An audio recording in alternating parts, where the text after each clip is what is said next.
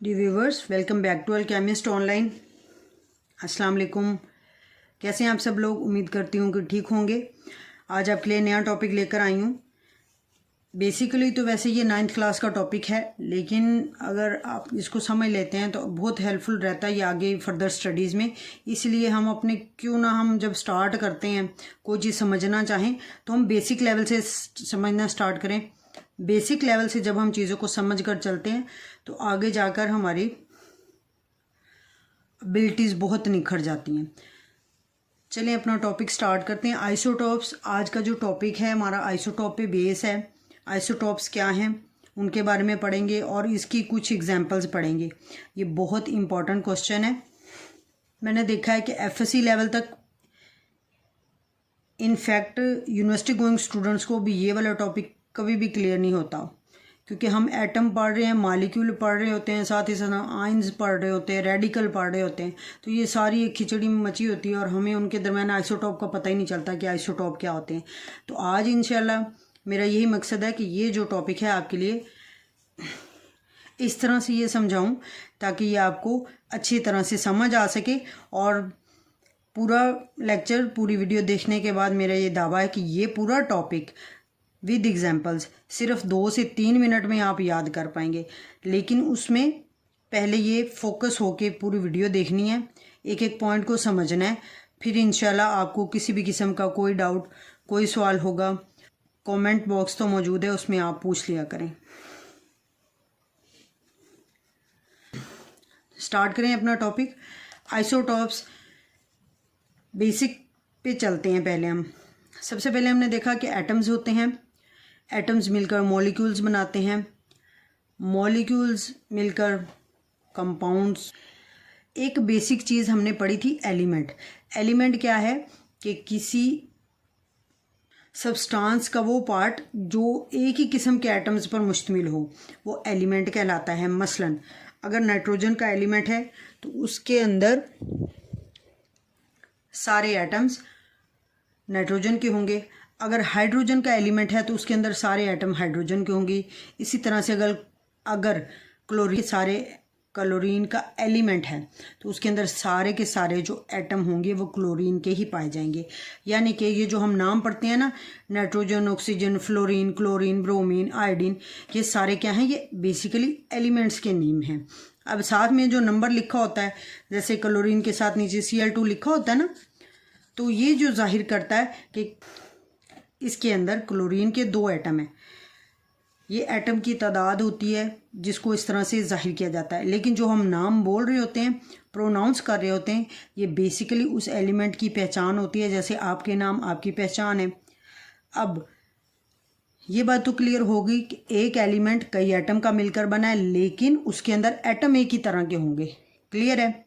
अब चलते हैं अगले। अब जैसे देखिए, बहन भाई आप लोगों के सिबलिंग्स होंगे, बहुत सारे बहन भाइयों की जैसे शक्लें आपस में मिलती होती हैं। इसी तरह से जो आइसोटॉप्स होते हैं ना, ये तकरीबन एक दूसरे से मिलते जुलते होते हैं। आप इन्हें कह लें कि एक दूसरे के सिबलिंग्स होते हैं।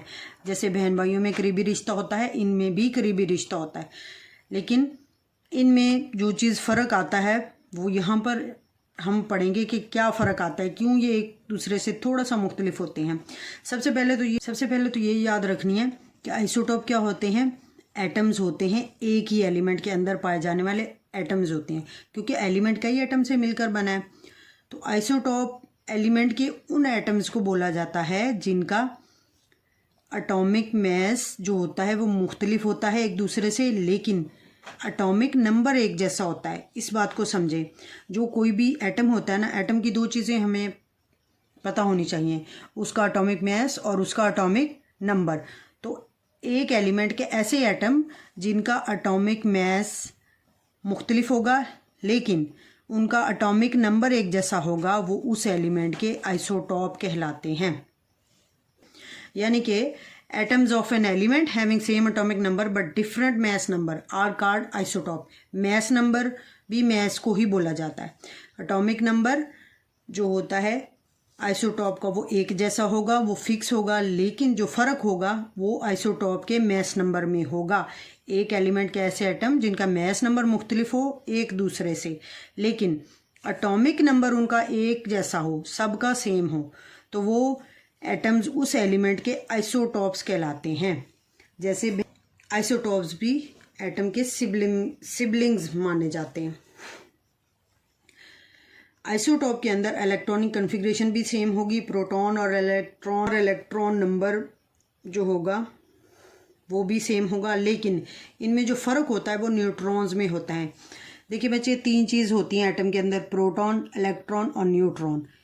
प्रोटॉन का पिछले लेक्चर्स में जब हमने एटॉमिक नंबर मैस नंबर पढ़ा था तो हमने ये बात मैंने क्लियर की थी कि किसी एटम का जो एटॉमिक नंबर होता है वही उसका प्रोटॉन नंबर होगा या इलेक्ट्रॉन नंबर होगा, यानी कि जो एटॉमिक नंबर होगा उतने ही उस एटम के अंदर प्रोटॉन की तादाद होगी। जो किसी एटम का एटॉमिक नंबर होगा वही तादाद उस एटम के अंदर मौजूद इलेक्ट्रॉन्स की होगी। आइसोटॉप का चूँकि एटॉमिक नंबर सेम है, एक जैसा है, मुख्तलिफ नहीं है, इसलिए इनके प्रोटॉन्स और प्रोटॉन इलेक्ट्रॉन्स की तादाद बराबर होगी, उसमें कोई फ़र्क नहीं होगा। लेकिन जो फ़र्क आ जाता है वो आ जाता है तीसरी चीज़ जो एटम के अंदर मौजूद होती है, न्यूट्रॉन। न्यूट्रॉन की तादाद में फ़र्क आ जाता है, जिसकी वजह से आइसोटॉप का मैस एक दूसरे से मुख्तलिफ होता है। ये देखें, जो मैस होता है ना, मैस को मैसे लिखते हैं, मैस का सिंबल ए है, = P+N, यानी कि प्रोटॉन्स और न्यूट्रॉन्स की तादाद को प्लस करते हैं और आपके पास किसी भी एटम का मैस आ जाता है। तो जब न्यूट्रॉन की तादाद मुख्तलिफ होगी तो तभी ही किसी एटम का मैस दूसरे एटम से मुख्तलिफ होता जाएगा। आइसोटॉप का मैस नंबर मुख्तलिफ होने की जो बेसिक वजह है वो ये है कि उनके अंदर न्यूट्रॉन की जो तादाद होती है, जो नंबर होता है, वो एक दूसरे से मुख्तलिफ होता है। अब बात करते हैं इनकी प्रॉपर्टीज़ की। जो केमिकल प्रॉपर्टीज़ होती हैं ना, वो किसी भी एटम की केमिकल प्रॉपर्टीज़ डिपेंड करती हैं उस एटम के इलेक्ट्रॉनिक कन्फिग्रेशन या एटॉमिक नंबर पर। अब चूँकि आइसोटॉप का एटॉमिक नंबर एक जैसा है, इसीलिए उनकी केमिकल प्रॉपर्टीज़ भी एक जैसी होंगी, लेकिन दूसरी तरह की प्रॉपर्टीज़ जो कि होती हैं फिज़िकल प्रॉपर्टीज़, डिफरेंट होती हैं एक आइसोटॉप की दूसरे से। इनकी बुनियाद होता है मैस नंबर। मैस नंबर मुख्तलिफ होने की वजह से एक आइसोटॉप की फ़िज़िकल प्रॉपर्टीज़ दूसरे आइसोटॉप से भी डिफरेंट होती हैं। इसीलिए किसी भी आइसोटॉप की केमिकल प्रॉपर्टीज़ तो सेम होंगी, लेकिन उसकी फ़िज़िकल प्रॉपर्टीज़ डिफरेंट होंगी। ये शॉर्ट क्वेश्चंस भी कई बार आ चुका है कि आइसोटॉप्स जो होते हैं उनकी फ़िज़िकल प्रॉपर्टीज़ डिफरेंट क्यों होती हैं और केमिकल प्रॉपर्टीज़ जो हैं ये सेम क्यों होती हैं। अब इनकी कुछ एग्जांपल्स देखते हैं। सबसे पहली एग्जांपल है जी हाइड्रोजन के आइसोटॉप्स। हाइड्रोजन के 3 तरह के आइसोटॉप्स होते हैं बेसिकली नेचर में जो मौजूद होते हैं। इनमें पहला जो आइसोटॉप होता है इसको नेम दिया जाता है प्रोटियम का, दूसरे आइसोटॉप को ड्यूट्रियम का नेम दिया जाता है और तीसरे आइसोटॉप को ट्रिटियम का नेम दिया जाता है। अब प्रोटियम में क्या है जी, सबसे पहली बात तो ये याद रखें कि इन तीनों आइसोटॉप का एटॉमिक नंबर सेम होगा। हाइड्रोजन के एटम का एटॉमिक नंबर 1 होता है। जितना एटॉमिक नंबर होगा उतना ही किसी एटम में मौजूद प्रोटॉन या इलेक्ट्रॉन्स की तादाद होगी। अब हाइड्रोजन की बात करें तो हाइड्रोजन का एटॉमिक नंबर क्या है जी, 1। इसके अंदर प्रोटॉन भी 1 होंगे, इलेक्ट्रॉन भी 1 होंगे। ये तीनों के लिए सेम है। यहाँ पर देखें, पहला जो हाइड्रोजन का आइसोटॉप है जिसको प्रोटियम का नेम दिया जाता है, इसके अंदर प्रोटॉन की तादाद 1 है, न्यूट्रॉन कोई नहीं है और इसका जो है एक ही इलेक्ट्रॉन इसके गिर्द रिवॉल्व कर रहा है। यानी कि यहाँ पर इसका मैस नंबर जो कि होता है प्रोटॉन प्लस न्यूट्रॉन 1 है। इसका एटॉमिक नंबर भी 1 है, प्रोटॉन नंबर भी 1 है और इलेक्ट्रॉन नंबर भी 1 है और इस आइसोटॉप को प्रोटियम कहते हैं। जो दूसरा आइसोटॉप है हाइड्रोजन का, इसको देखें इसमें एटॉमिक नंबर वही होगा जो पहले का था, यानी 1 और एक ही इलेक्ट्रॉन गर्दिश कर रहा है, एक ही प्रोटॉन न्यूक्लियस के अंदर मौजूद होगा, लेकिन ड्यूटेरियम का जो होता है ना मैस नंबर, वो होता है 2। वो ऐसे कि इसके अंदर 1 इलेक्ट्रॉन मौजूद होता है न्यूक्लियस में, तो प्रोटॉन और न्यूट्रॉन को प्लस करेंगे तो इसका आंसर 2 आ जाएगा। इस तरह से ड्यूटेरियम का मैस नंबर 2 बनता है और इसके अंदर न्यूट्रॉन की तादाद 1 है। तीसरा जो आइसोटॉप है वो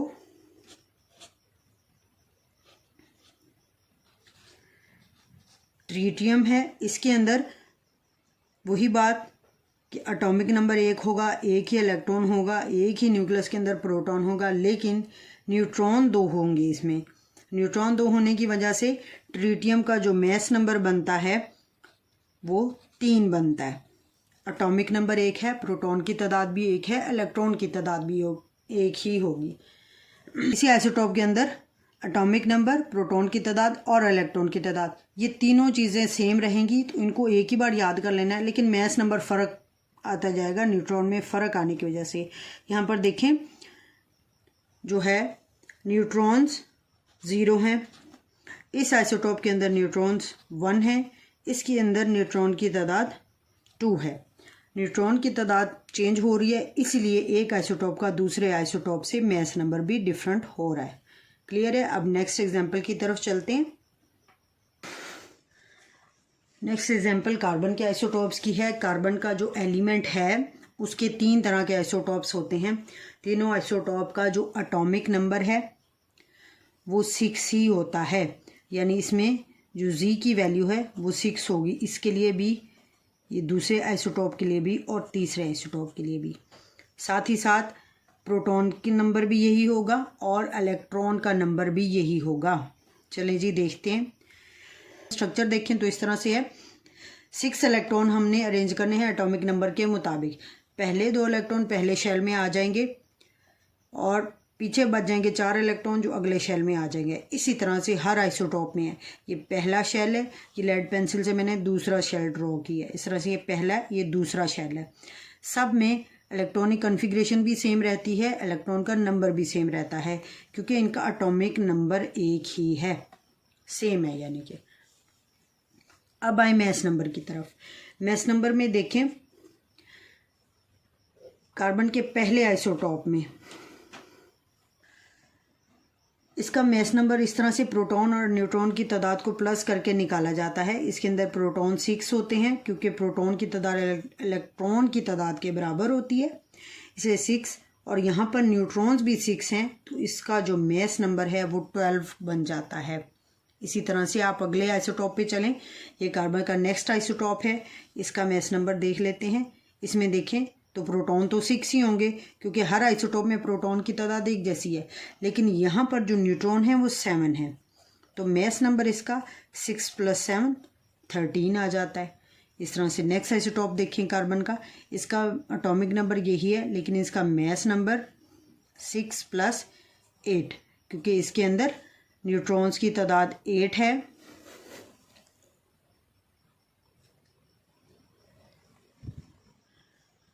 इस वजह से इसका मैस नंबर 14 बन जाता है। अब इन आइसोटॉप की रिप्रेजेंटेशन मैं आपको बताती हूँ कि पहला जो कार्बन का आइसोटॉप होगा इसको आप ऐसे रिप्रेजेंट करेंगे। ऊपर हम हमेशा मैस नंबर लिखते हैं, नीचे एटॉमिक नंबर, लेकिन ये हम लिखते हैं लेफ़्ट साइड पे हैं। कार्बन का पहले आइसोटॉप का 12 6 है, मैस नंबर 12 है, एटॉमिक नंबर 6 है। दूसरे आइसोटॉप का मैस नंबर 13 है, एटॉमिक नंबर 6 है। तीसरा आइसोटॉप जो है मैस नंबर 14 है, एटॉमिक नंबर 6 है। अब अगला जो हमारा आइसोटॉप है वो एग्जांपल क्लोरीन के आइसोटॉप्स की है। क्लोरीन के 2 बेसिकली आइसोटॉप पाए जाते हैं। पहला आइसोटॉप क्लोरीन 35 17 है। अब यहाँ पर देखें ये 35 क्या है, क्लोरीन का मैस नंबर, ये इस आइसोटॉप का एटॉमिक नंबर है। जो दूसरा आइसोटॉप है क्लोरीन का, इसका मैस नंबर 37 होता है और एटॉमिक नंबर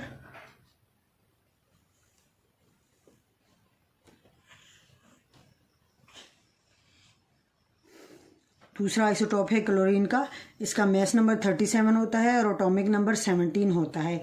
अब यहाँ पर पहला जो क्लोरीन है आइसोटॉप, इसके अंदर प्रोटॉन की तादाद 17 ही होगी, जो कि एटॉमिक नंबर के बराबर होती है। इलेक्ट्रॉन की तादाद भी यही होगी। लेकिन न्यूट्रॉन्स की तादाद हम कैसे निकालेंगे? न्यूट्रॉन्स की तादाद जब हमने किसी भी एटम की निकालनी होती है, हम उसके मैस में से प्रोटॉन की तादाद माइनस कर देते हैं तो न्यूट्रॉन की तादाद आ जाती है। पहले आइसोटॉप के लिए मैं आपको बता देती हूँ, दूसरा आपने खुद देख लेना है।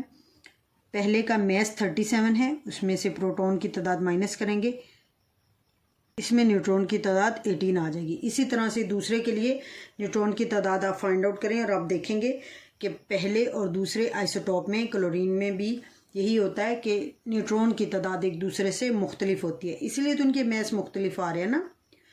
तीसरा आइसोटॉप है जी यूरेनियम का। यूरेनियम का आइसोटॉप बहुत ज़्यादा बेनिफिशियल है हमारे लिए, इसके बहुत ज़्यादा इसमें से एनर्जी जो निकलती है उसको इलेक्ट्रिक पावर जनरेशन के लिए, टरबाइन चलाने के लिए, जनरेटर्स चलाने के लिए, बड़े बड़े पावर इंजन्स चलाने के लिए यूज़ किया जाता है।